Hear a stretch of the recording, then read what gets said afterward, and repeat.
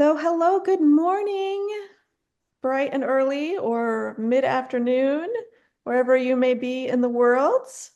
Welcome to Bookathon Day 3 with these lovely authors who are going to read for you this morning about acts of service, because wouldn't we all love that in a romance? To start us off, I have a lightning round question, and that is, are you a morning or midnight writer? And we'll start with Sheri. Oh, okay. Yeah, because it is bright and early at my time here. And I'm a morning writer mostly. I keep losing my camera. Sorry, you guys. Um, I get up early and work early, even though I like, working in your pajamas and with a cup of coffee. Now, I will work at midnight if I'm under deadline and I need to get the book in. But other than that, I'm a morning writer. Okay. All right. One vote for morning. Claire?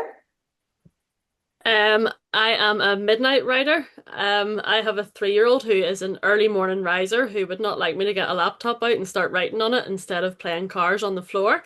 So, my writing time is confined now to whenever my son goes to bed. So it's come downstairs and get a cup of coffee and get the laptop out and write into the wee hours of the morning, usually, whenever I get going. So definitely a night owl. Okay. So you're just someone who doesn't sleep. Is that right? Pretty much, yeah, Okay. feels that way. Fair enough. Chris, how about you? Morning or midnight? I'm a night owl, but I do my best writing at like t between tw 10 and noon in the morning. So I guess I'm a morning writer. Okay. Suzanne? I'm definitely a nighttime writer. I like the lack of distraction and sound. Just for some reason, the inner dialogue for my characters tends to come out at that time of day. All right. We are even. We are tied for this. Carrie, which way are you going? It's all on you. Oh, I'm neither. I write in the afternoon. Sorry. Sorry to be absolute stick in that mud. Yeah, I tend to get the deck chair out if it's nice, and I'm an afternoon writer. I've got a morning routine that I can't wake up till I've been on the cross trainer, so that tends to take me to lunch, and then I'll start in the afternoon. And evenings are just in front of the telly with a brew and some chocolate. So All right. right. Well, we're cutting into your writing time right now. I can. Oh no, I'm having today off. So let's start our readings, and we're starting with. I have the wrong one up. I'm sorry, guys. We are starting with Cari Hunter for Acts of Service. If everyone else can please stop your video and audio. Cari, you have the floor. Okay, this is going to be a reading from The Stolen Girl,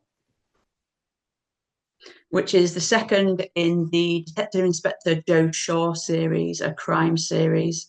At the end of the first book, which was A Calculated Risk, Joe was stabbed in a revenge attack and patched up by Isla Monroe, who is her first and only love, and she'd not seen her for 15 years after quite a messy breakup. This is going to be a theme from early on in The Stolen Girl.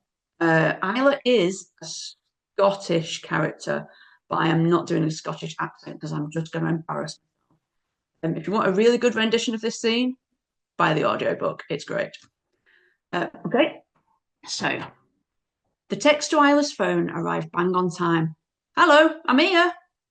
She replied in kind, dropped her phone into her bag, and headed out. She found Joe in her usual spot, sitting on one of the banks of chairs and flicking through the free daily newspaper. Morning, Joe called. She sounded bright enough, but the shadows beneath her eyes told of another wretched night. Good morning. Isla took the cup of coffee Joe held out to her and lifted its lid. The rich scent made her mouth water, and she quickly clicked the lid shut again. Sorry, this is cruel, isn't it? Joe waved away the apology. I've promised myself one as soon as we're finished. Drink yours while it's hot. Isla didn't need further encouragement. Her first sip chased away the pre-dawn chill and the low-key apprehension she felt every time she was due to meet Joe. It was stupid to be nervous. She knew that. But these weren't the anxiety-ridden nerves of her first brittle October encounters with Joe. They were nerves that made her set her alarm a few minutes early so she could style her hair and take her time choosing what to wear, and they knotted her stomach in a pleasant way. "Shall we?" she asked, and Joe nodded, walking in step with her. The room Isla chose unlocked at the touch of her ID badge. She held the door for Joe and switched the lights on, illuminating a small curtained bay, a prepped tray, and a desk bearing a single folder. Joe took off her jacket and draped it over one of the chairs as Isla began to wash her hands. "If your other patients knew I was getting this kind of privileged access, they'd be hell to pay, Miss Munro." "You're probably right," Isla said, completely unconcerned. Joe was the first and hopefully last friend she had ever performed emergency surgery on, and it was worth bending a few rules if it helped speed her recovery. "Bit nippy in here," Joe said, and Isla turned away from the sink to see her standing front and centre in nothing but her trousers and bra. "There's a gown if you want it," Isla told her in a vague attempt to remain professional. Joe was back at the gym, and her gaunt invalid physique was gradually disappearing beneath gentle curves of muscle. "Nah, it's fine." Joe curled her biceps. "Check this out." Isla smiled at her enthusiasm, at her general air of not giving a hoot about any kind of propriety. They were two of the things she had loved most about her, and she was tickled pink that 15 years hadn't diminished either. "Very impressive." She snapped on a pair of nitrile gloves. "Shall we get cracking?" "I thought you'd never ask." Joe made herself comfy on the examination bed and held out her arm for the tourniquet. "Everything's fine," she said, preempting the rest of the routine. "I've put half a stone on and the nausea has eased. I get a few niggles now and again, but nothing that I've needed to take painkillers for, and everything that goes in seems to come out again in due course." "That's all splendid," Isla said, "but you're still going on the scales and you'll still give me a urine sample. Sharp scratch here." She drew multiple blood samples, covering more than she really needed to cover, but she was responsible for clearing Joe for active duty, which meant she was ticking every damn box. "Jesus, wet," Joe said, as another tube rattled onto the tray. "You forced me to fast for these. I'm going to need Deuce and biscuits. I'm feeling woozy." "You are such a drama queen." Isla clipped the last bottle into place. "Honestly, I don't know who's worse, you or my bloody cat." Haggis does a top-notch swoon. Joe pressed a piece of gauze against her oozing vein and shuffled further down as Isla lowered the head of the bed. "I'm trying to get him to teach it to me." "He's a dreadful wee beastie," Isla said. "Am I okay to undo you here?" "Oh, yeah, I can't." Joe tried to unfasten her trousers herself, but sent blood dripping onto the sheet. "That's messy, sorry." "Don't worry, it'll all come out in the wash." Isla gave her a fresh wad of gauze and repositioned her hands so they were out of the way. She popped the button on Joe's fly and covered her legs with a blanket. "Is that all right?" "Yes, thank you." Joe sounded genuinely grateful, and Isla squeezed her hand. Joe might be full of bravado, but scratched the surface and a traumatized young woman wasn't far below. "I'll start on the good side," Isla told her. "Try to relax and let me know if anything hurts." Isla could perform an abdominal examination in her sleep, but she tailored the process for Joe's regular checkups, focusing on her particular injury and surgical repair, and she could tell without laying a hand on her that she wasn't going to find anything sinister. "That's still a belting scar," Joe said, craning her neck to watch what Isla was doing. The scar extended from the base of Joe's sternum to her belly button, and it had healed in a neat pink line. Isla paused to waggle a finger at her. "It is, and I'm very happy with it. Lie back down. You're sending all my landmarks to cock." She waited for Joe to settle again and moved her hands to the costal margin. "Take a deep breath." "You found my liver yet?" Joe asked. "Yes, shush, count the ceiling tiles or something." "I already have. There are 24. Isla suddenly felt Joe tense, and she lightened her touch as her pulse rate accelerated. "Is that painful?" "No, it tickles." "Oh, for fuck's sake." Isla abandoned palpation in favour of percussion, which was akin to drumming on a wobbling jelly. None of the textbooks ever covered working with ticklish and impatient patients. "Right, I'm done," she said, having persevered to the last. "Weigh in that cup and go to work." Joe let out a cheer, throwing both arms in the air and accidentally whacking the wall behind her. "Ouch." Isla raised the head of the bed. "I didn't realise I was adding to a collection." She pointed out a silver-white line on Joe's newly exposed hip. How did you get this one? Jo tugged her grazed knuckle from her mouth and collected her clothing. Tully ran me over. He, what? Your best mate ran you over? What did you do to deserve that? Nothing. It wasn't on purpose, like, Jo said from somewhere beneath her t-shirt. I got out of our car in hot pursuit of this nasty little tow rag until he got out as well. Only he forgot to put the handbrake on and the car dinked me into a wall. It was years ago when we were on response. It dinked you into a wall. Isla shook her head. Jo couldn't have sounded more sanguine. Just another day on response. Given her recent run of form, though, being dinked by a car probably did pale in comparison. Yeah, Jo reappeared to tamp and started to tamp down her hair. That wasn't really the problem. It was more the broken glass I fell into. Isla passed her the sample pot. Have you ever considered a different career? Lion tamer, perhaps? Shark wrangler? Ha! Jo tossed the pot into the air and caught it neatly. You know I'm scared of deep water. How long for the bloods to come back? This afternoon at the latest, Isla said, because there was no point fibbing and delaying the inevitable. I'll make all the necessary phone calls to your occupational health chat. Jo's face lit up. She kissed Isla on the cheek and hurried to the door. Thank you. Any time. Isla opened Jo's file. Go on, skedaddle, get that coffee, and enjoy your last desk day. Ah, what a great act of service. So annoying, but so adorable. Love it. Thank you, Cari. You're welcome. Next up, we have Claire Forsythe. Hi, please go ahead, introduce yourself. You can start whenever you're ready. Yep, so I'm going to be reading from The Roommate, and this scene's from the very start of the book whenever my two main characters, Jess and Sydney, first meet. Jess is having a particularly bad day, and Sydney, who is instantly drawn to Jess, is doing everything to try and make her day better. She's already just paid for Jess's train fare because Jess forgot her purse, and now she's going to help Jess face a fear, basically. So here we go. Darkness suddenly engulfed the windows, and Jess winced. She hated going through tunnels. She had done ever since she was a little girl. Nothing to see out of the windows but blackness, being completely closed in, not knowing when the train would reach the light on the other side or if it would. She had also seen horror movies where there were monsters in train tunnels, so there was that, though that part was maybe a bit more irrational. Jess tried not to let her discomfort show. It was just a silly fear, and the tunnels never took too long to get through. But then the train started to slow down. Jess tried not to panic, even though her heart started pounding. What's happening? Why are we slowing down? She closed her eyes and tried to take deep, level breaths to calm herself down. That's what they said to do, right? So why wasn't it working? I'm not sure. I think they're stopping for some reason. Hey, are you okay? Jess felt a hand touch her knee and she opened her eyes. The woman was leaning forward from the edge of her seat, looking at her with concern. Jess let out a nervous laugh. This is a little embarrassing, but I don't really like tunnels, and I definitely don't want to be stuck in the middle of one. Then, in what some people, not her, might call perfect timing, the train came to a stop.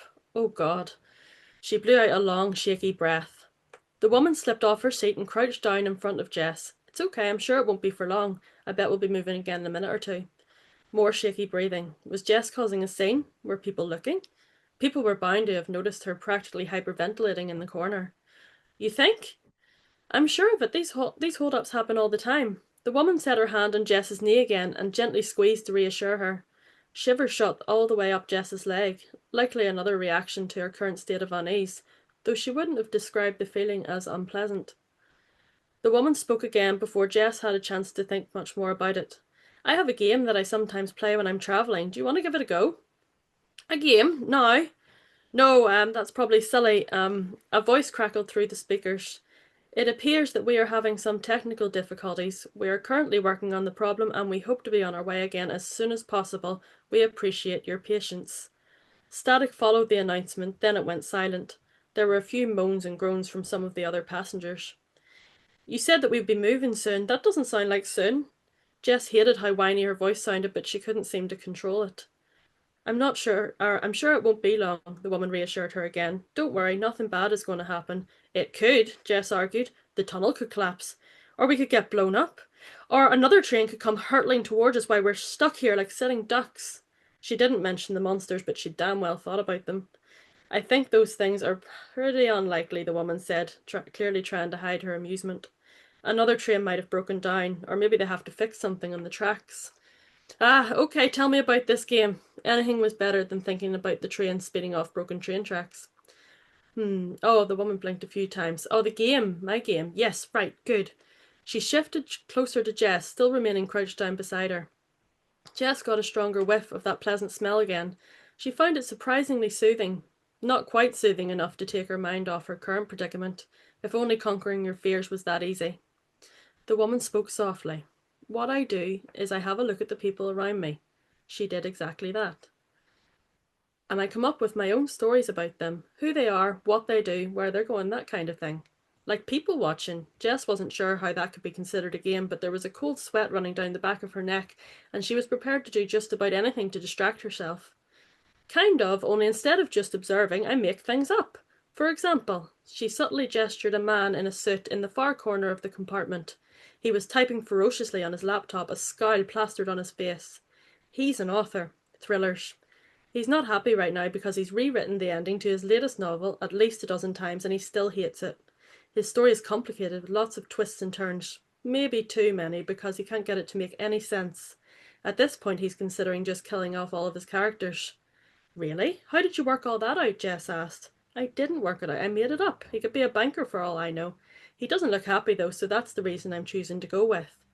She searched for someone else. See the woman in the pink coat who's staring into space with a look of contentment on her face. She was on a date last night. Met the guy on a dating app that she was forced to download by her pestering best friend. She expected it to go horribly, but instead it was the best date of her life. He even brought her flowers. She's pondering how long she should wait before arranging their second date, but in truth, she doesn't want to play it cool. She'd happily go out with him again tonight. Jess could see how the story fit. Too bad she won't get a signal in this stupid tunnel to check if he sent her a text. The woman threw her a look. The point of this is to forget about the tunnel. Tunnel mentions are banned. As if she could forget, but okay, she would try. What else you got then? What about that couple over there? Jess gestured to an older couple who were holding hands, whispering to one another. She looked over, and a wicked grin spread across her face. Well, I never. They've got a long journey ahead. They're going to visit their son, who lives almost on the other side of the country, and he's just whispered to his wife, who he's been married to for 49 years, by the way, suggesting that a bit of smooching would be the perfect way for them to pass the time. She's giggling now, look! Sure enough, she was. Jess even found herself laughing too. Oh my God, no chance. No? No chance he said that, or no chance it would be a good way to pass the time. He did not say that. Sorry to ruin your theory, but they don't strike me as the type of couple who'd be into PDAs. But if you ask my personal opinion, kissing is always a good pastime. Why had she told her that? The woman's gaze flicked down to Jess's lips for a split second, then back up again. Well, that was going to be my next suggestion, but you wanted to play my game, so... She grinned. Jess's heart, which had finally slowed down to beat at a somewhat normal pace, started racing again. Why did the idea of kissing the time away with this woman appeal to her, excite her even? She had never even thought about kissing another woman before. It must be her terrified, stupid brain coming up with a distraction. That's all it was. I'm going to do you next. I'm sorry? Jess managed to squeak out.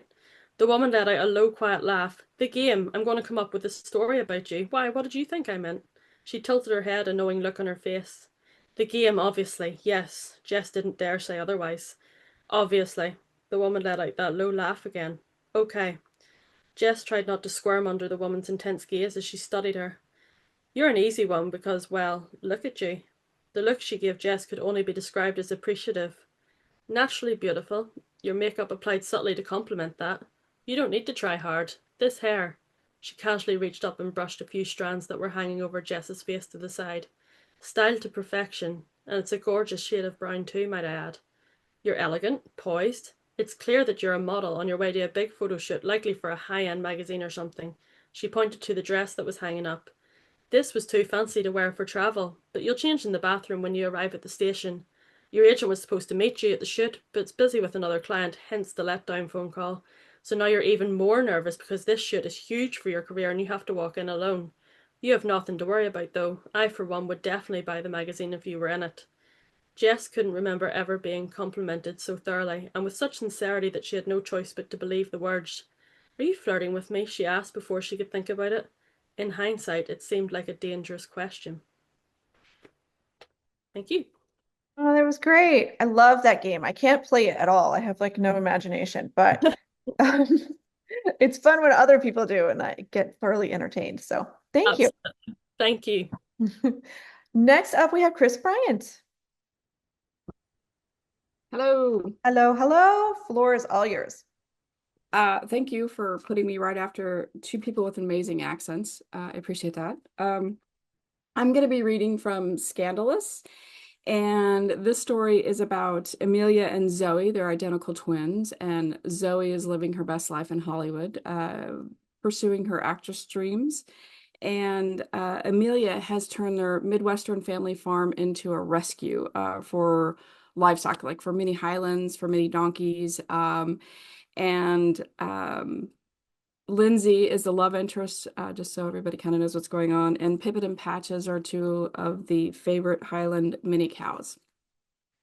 So I'm going to read towards the end of the book.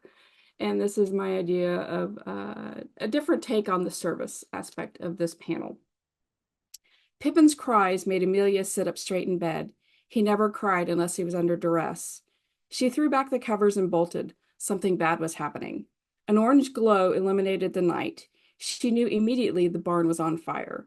The loud, shrilling fire alarms kicked in a moment later, only intensified her anxiety. She grabbed a pair of shorts, threw on a t-shirt, and took the stairs 2 at a time. She heard Lindsay close behind her. Call 911. Amelia couldn't tell if she yelled it or whispered it, but she knew Lindsay would know what to do. She raced to the barn, cutting her feet on the sharp gravel, but felt nothing. She flung the door open and stumbled back. The smoke that billowed out burned her eyes and lungs. She coughed, but pushed forward. I'm coming. Their cries got louder, either because they heard her or the flames were getting closer. She bent low and felt her way until she touched their pens. There was no way to get them out the front of the barn. She had to push them out of the back into the corral and pray that they would stay away from the flames. She unlocked the back door that led to the small corral, held her arms out, and moved toward the frightened boys. Once Pippin made his way out the door, the rest of the Highlands followed him. She quickly closed the stall and crawled into the next pen. The girls were quick to bolt the second she opened the door. The flames were getting closer and louder, but Amelia didn't care. The animals came first. Her muscles were strained, and she gulped for fresh air, but didn't stop until all the minis were out. Amelia, where are you? Lindsay's voice cut through the hissing pops and crashing of a rafter as the barn slowly started falling apart. Amelia could see Lindsay standing 20 feet from the barn's entrance. Her heart dropped when she thought about Lindsay getting hurt. She waved to get her attention. Stay there.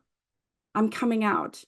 She hoped Lindsay wasn't going to rush into the burning barn looking for her. It groaned and leaned to one side with flames that licked higher than the walls. The stored hay and alfalfa was only fueling the fire. It was a muffled bark that stopped her. Tigger, where are you? Amelia dropped to her knees and called out again, Tigger! She heard a low whine and knew he was stuck somewhere. Shit. She grabbed a rag hanging near the entrance and covered her mouth and nose and rushed back into the billowing smoke. Tigger! His whines intensified. She was getting closer. She moved her free hand around until her fingers came in contact with fur.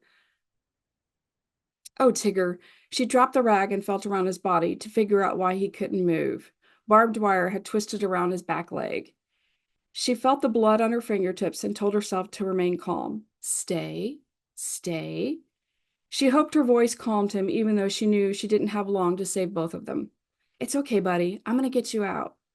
The wire had tightened as he fought to free himself. If she had wire cutters, 2 snips and they would have been freed. But the tools were too far away, and she knew that if she left, Tigger would only hurt himself trying to chase after her. You're being such a good boy, she said as calmly as possible. She coughed as the smoke stole the oxygen around her. The wire tore into her flesh, but she wasn't leaving without him. Amelia pulled hard at the wire, the barbs biting into her fingers, until it finally loosened its grip on Tigger's leg. He instinctively pulled free, but didn't leave her side.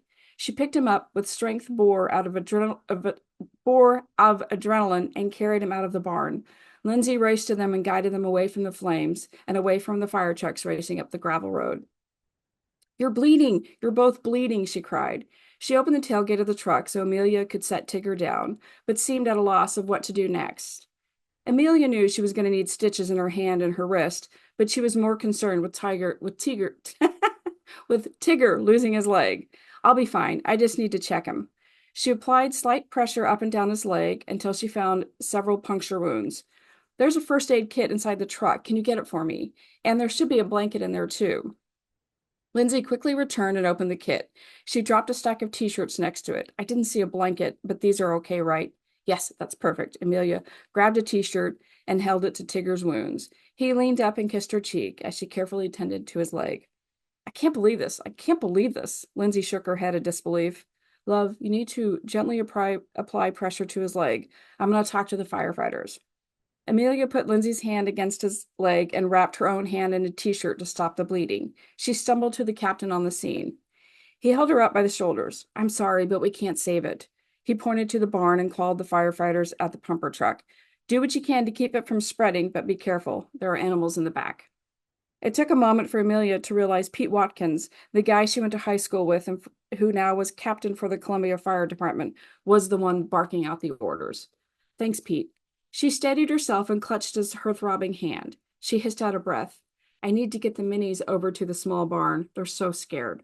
She swallowed a sob, knowing she needed to stay strong. You need to see a medic before you do anything. He insisted and marched her over to the ambulance where they quickly inspected her hand and burned forearm. She hadn't even noticed the burn. Just bandage me up for now. She tried hard not to focus on the pain. You're going to need stitches, the EMT said. I'll get them as soon as I move the cows, Amelia said. The EMT muttered their disapproval, but wrapped her forearm and hand in gauze. Amelia strained to see if all 6 Highlands were safe in the back of the corral. They were still too close to the fire. I wrapped Tigger's leg and closed him off in the mudroom. We'll have to take him to get stitches when things calm down. Are you okay? Tell me you're okay. The desperation in Lindsay's voice was hard to miss. I'll be fine. Amelia stepped away from the EMT. I'll be back. Thanks for wrapping me up. She turned to Lindsay. We need to move the minis. They're still in danger. I know. I grabbed everything I could find in the garage to help move them, Lindsay said. She held up a handful of leads, a small bag of alfalfa, and a pair of boots for Amelia. Amelia pointed. We're going to have to knock down some of the fence and walk them over to the small barn. She kept her arm and hands stiff to minimize further damage and followed Lindsay to the cluster of Highlands huddled in the back of the corral. She climbed the fence and softly put leads on the spooked animals. Lindsay moved the 2 top wooden beams, giving the minis a low enough height for them to be able to hop the fence. Cramming 6 Highland cows in a corral meant for 2 donkeys was tight, but they were safe, and that was all Amelia cared about. Now let's get back to the EMTs and let them finish working on you, Lindsay said. Amelia nodded and gritted her teeth to keep them from chattering. The adrenaline was leaving her body, and anger was quick to slip into its place. She couldn't handle losing anything else at Mizumi's. Awesome. Amelia is someone you want in a crisis. Oh, for sure. That's awesome. Thank you. Next up, we have Sheri Lewis Wohl. Oh, we have our video back. That's awesome. We're back. We're back. Had to pivot a little bit, but we're back. So, go ahead and start whenever you're ready. So I'm going to read from Moonlight Obsession. And this is the story about a Montana wilderness guide and survivalist, Wyatt Foreman, and a forest ranger, Mary Whitaker, who had a little drama down in Oregon, her former duty station, and now has transferred up to Montana to take over for the retiring head ranger, Ollie. And for anybody that's familiar with some of my other work, yes, there is a search dog in this book. So we're not going to see him in this reading, because what we're going to read here is when Wyatt and Mary first meet each other, and they first get a hint that something's happening in the wilderness that isn't quite right. Wyatt parked her truck at the Bob Marshall Wilderness area and got out. Only a couple other vehicles today, including a Forest Service truck. Probably Ollie. His love for hiking the trails here rivaled Wyatt's, and it wasn't unusual to run into each other. She'd sure miss him after he relocated, and while he might not be on the job any longer, he'd remain a wilderness guy because that's who he was. Made her wonder if he'd settle in somewhere besides Montana. Time would tell if Arizona would remain his new home with its brown mountains and scorching weather. Secretly, she hoped he decided it wasn't for him and came back. Losing friends didn't sit well with her. She grabbed her small day pack from the back seat and slipped the straps over her shoulders. Soon enough, she'd make this trek with 6 women who'd signed up for her Ladies Survival Basics series. The first class always started with an orientation to the local wilderness areas. Bob Marshall was her favorite, and thus her initial stop. It never failed to wow her students who came from all over the country. Even though she'd grown up here, it never failed to impress her too. Truly a gem for her corner of Montana. Actually, a gem for the country, period. Not that she was biased or anything. Unlike Ollie, if she ever did retire, she planned to stay put. With a blue, cloudless sky above her head and a warm breeze blowing soft against her skin, Wyatt started out on a familiar trail, or perhaps more accurately, the most familiar. The destruction from a wildfire several years earlier could still be seen, though nature had done a fine job on its renewal. Blackened earth and trees were surrounded by rebounding wild grasses and conifer starts. Soon, all traces of the damage done would be wiped away. She'd seen the massive wildfire from her house that fateful Sunday. At the time, she'd sent up pleas to the universe to keep the firefighters safe and to let them stop the path of the conflagration, sending tendrils of fire so high into the sky they could be seen from many miles away. As she turned toward the west, the wind blew across her face, and with it brought a scent she didn't expect. She frowned, closed her eyes, and inhaled deeply. Blood. A lot of blood for the scent to be picked up and carried through the air. So much for her class prep. The unexpected had her following the information on the wind rather than planning a route for her students. Wyatt didn't get far. Ooh, that's not good. A blood trail darkened the earth and spotted the leaves of plants and wildflowers. She followed it off path and into the thicker brush. Bits of fur littered the forest floor. She continued to follow the trail to a small clearing. The source of the fur revealed itself. At first, she assumed the remains of the mountain goat appeared to have been left behind by an unethical hunter. Piece of shit, she said under her breath. And she wasn't referring to the deceased animal. She got closer. What the hell? Her assumption proved false. No bow or rifle had killed this animal. Something brutal and far more primal had ended this goat's life.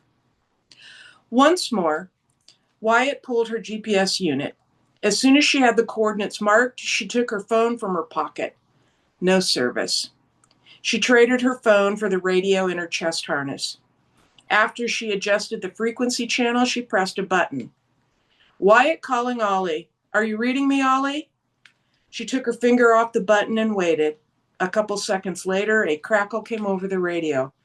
Go ahead, Wyatt. What's up?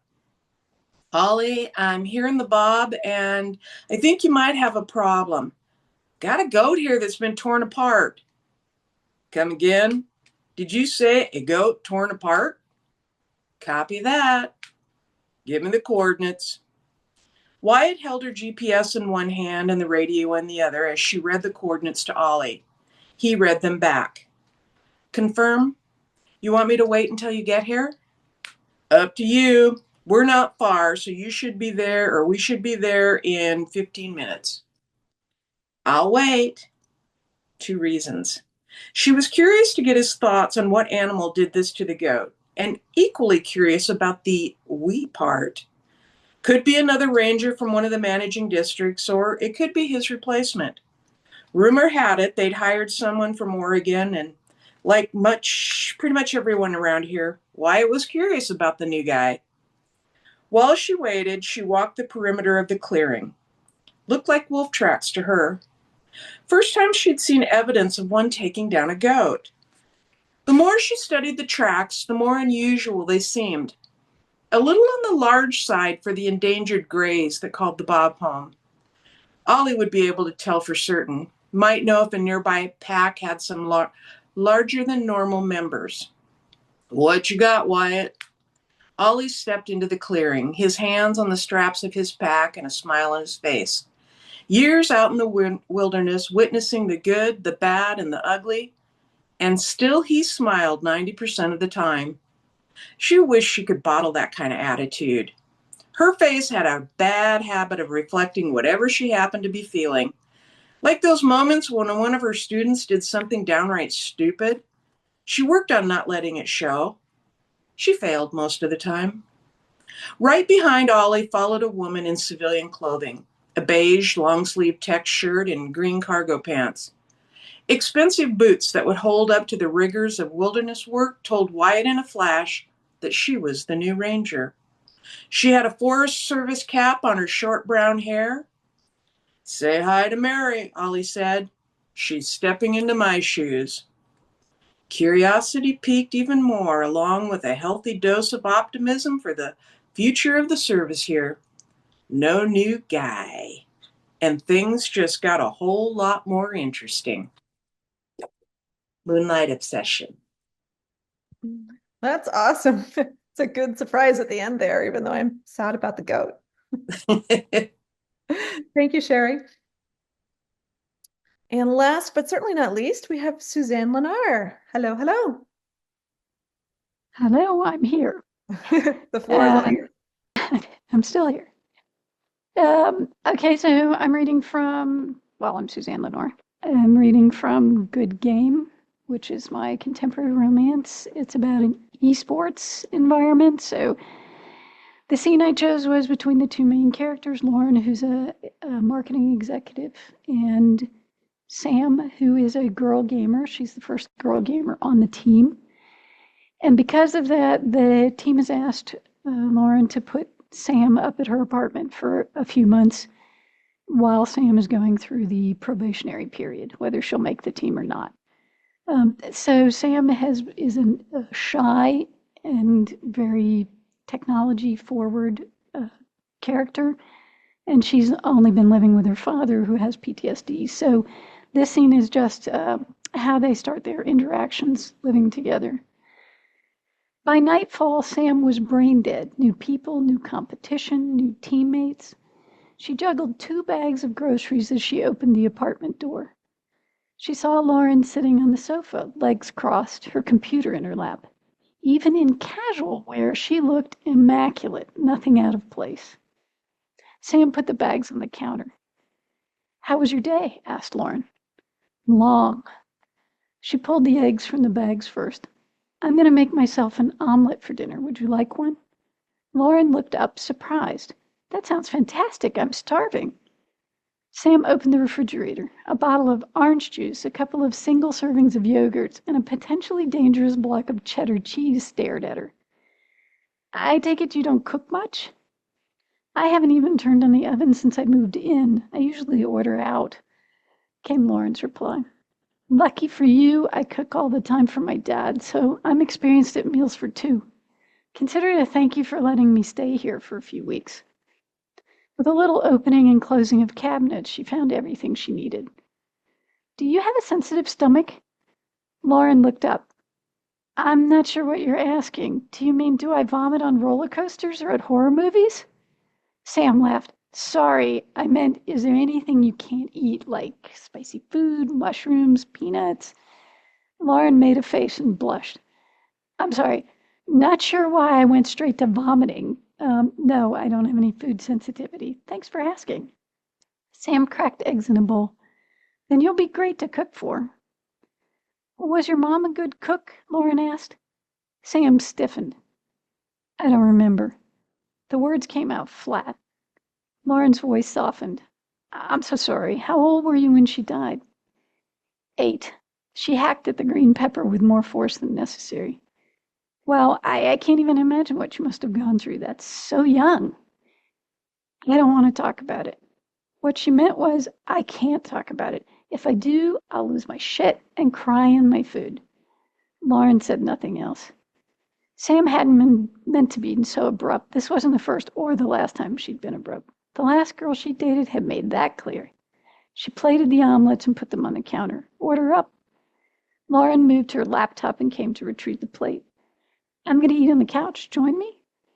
Sam settled next to her on what seemed more like a love seat than a sofa. Her knee hung dangerously close to touching Lauren's. This is so good, Lauren said, her mouth full. You will not want to do this often or I might kidnap you and keep you here. That didn't sound terrible. She liked it here. Like I said, think of it as a thank you, said Sam. When they'd finished eating, Sam should have gone to her room, studied more games, reviewed her session notes from today, but she didn't move. She wanted to stay next to Lauren for a little while longer. Lauren suddenly bashed on the keys of her computer. This laptop is driving me crazy. What's it doing? Nothing. That's the problem. It seems to freeze in the middle of things. Is it a work computer? No, I use a tablet at work, easy to carry around. This brick is mine. If you want me to, I could look at it, see if I can do anything to make it run faster. She couldn't help herself. Technology she could fix, even when she couldn't fix anything else. Would you? Lauren seemed genuinely excited. Then she seemed to change her mind. I can't make you do that. Now it was a challenge. I love tinkering with computers. If we were real roomies, I'd do it for you. That sounded strange. Weren't they real roomies? Well, they were temporary roomies. Not the same thing. That would be great, but you have to let me compensate you. She wasn't going to take money from Lauren. Let me look at it tonight. If I think it's something that might take some work or need a part, we can talk about it, okay? Lauren agreed reluctantly. I don't think I have anything too personal on it. Nothing I'm embarrassed about. You sure no slash on here where you're shipping your favorite anime characters? Lauren looked at her with a blank expression. I have no idea what you just asked me. Fanfic? Stories about two characters you want to see to be together, like Loki and Thor. Loki and Thor together, like sexually? Sam nodded. That's a bit mind-blowing. Anyway, let me finish this application and it's all yours. What are you applying for? Lauren made a face, one that seemed to coincide with a moment of either embarrassment or hesitation. She dropped her voice as if someone might hear them. You can't tell anyone at work. Sam stuck out her pinky. Lauren looked at it. Pinky swear? Lauren linked their pinkies. I'm applying to Augustin Gaming. Augustin's headquarters are in Toronto, isn't it? Lauren nodded. Yeah, I'd have to move to Canada, but Augustin makes some of the biggest titles in the world, games that make billions.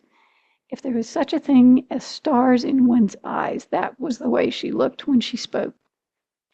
Well, get typing. That application won't write itself. Everything about today had been stressful, and Lauren was her only friend so far. But if she was going to leave for Toronto at the first chance she got, then it wouldn't do for Sam to get too close to her. Oh no, she can't leave for Toronto. Thank you. That was awesome. Very sweet. I liked it. We do have a couple of minutes, so if everyone can jump back on. Since our topic is acts of service, my question is, what do acts of service show that words cannot? Who do I pick on first? Anybody have an answer? Selfless bravery, at least in my case. That's a good one. Yep. Okay. What about Sheri? I say it's caring for your community, whether it's for people you know or strangers. Okay. Good one. Suzanne? With my character being uncomfortable, she's more comfortable with technology and being in front of a computer. I think it's just the idea that rather than having a long conversation, it's more about, here, have this. Let me make something or fix something for you.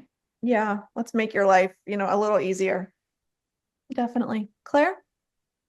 I think it shows who somebody is on a deeper level, because not everybody would help a stranger, who's in need. Hopefully most people would, but and I think it's a circumstance that could bring two people together in some way or another. Yeah. Yeah, I think it really speaks to who the character is, much more than what they say. And Cari? I think mine tend to be sort of medical acts of service. So something like Unbreakable, where one of my characters is kidnapped at gunpoint and forced to sort of like tend to somebody who may or may not be a criminal. The things that Grace does in that book bring her closer to Ellen, who's the victim and turns out to be the victim of quite a horrendous crime. Without it ever being spoken, it's the things that she actually does, the sort of medical aspect of how she copes with it. And yeah, it's sort of like before they even get to the point where they can have a relationship, she has to pack Ellen up and sort all that kind of side of it out first. So there's not an awful lot of honest conversation going on between the two of them at the start because Ellen's hiding an absolute wealth of secrets. So I think the service part of it and the caring part of it and the hurt comfort part of it are more prevalent, before the conversations actually start and before the story really kind of kicks in. So that's always interesting to kind of play with. Yeah, yeah, for sure. It is, a little different when it's like someone's job, someone's role, but I think still shows the caring and compassion and patience they have. Awesome. All righty, we just have a few minutes left. So why don't we spend the last few minutes just plugging your book? So tell us, in broad strokes, the themes of your book and why our readers should buy it. Let's start with Suzanne. You're muted, Suzanne. Of course. Good game. It's a esports romance. So I had a reader say it's a beach read about sexism, and I'll take it. So there you go. Read Good Game. You don't have to know anything about gaming. Claire. So the roommate is, I would say it's a slow burn about a main character that's coming to terms with coming out and coming to terms with who she really is and being thrust into this environment with somebody she's seriously attracted to but is trying to resist. So it's about somebody coming a lot of personal obstacles to finally be who she really is, and another person having the patience to let her do this. Awesome. Love it. Kris? So Scandalous. It's I think, well, it has a lot of tropes and a lot of it had a little bit of something for everybody.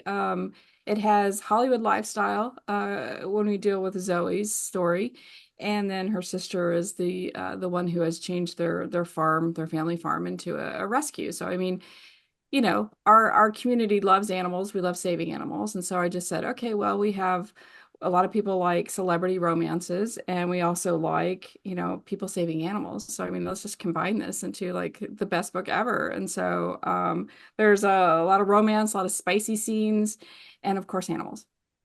Awesome. What a great pitch. Cari? I'm on The Stolen Girl, which is a sequel, but you can read it without having to read the first book, although I would recommend reading the Calculated Risk first because it's really good. It's crime thriller, so you've got a really good meaty crime plot at the heart of it, but there's also a really lovely kind of slow burn relationship going on between Joe and Isla in the background. So you've got two women who've basically been apart for 15 years. They have broken up for reasons that Joe didn't even really know what the reasons were. So there's the kind of unpicking all of that. And yeah, it's basically for two women sort of like finding each other again and realizing that they are meant to be together because they're the only ones who have ever meant anything to each other.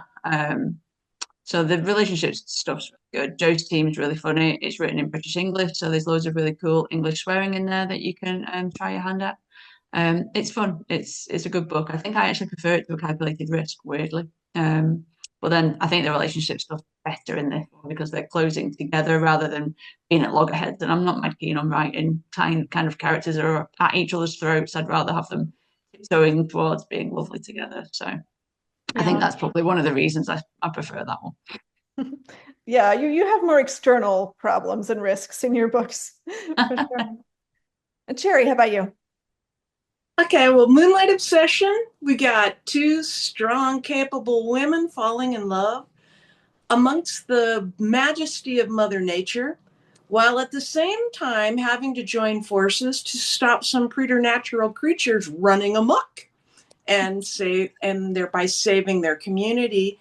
And if love and danger don't do it for you, there's also my favorite German Shepherd search dog in here too. So it has a little bit of everything. Awesome. Can't miss it.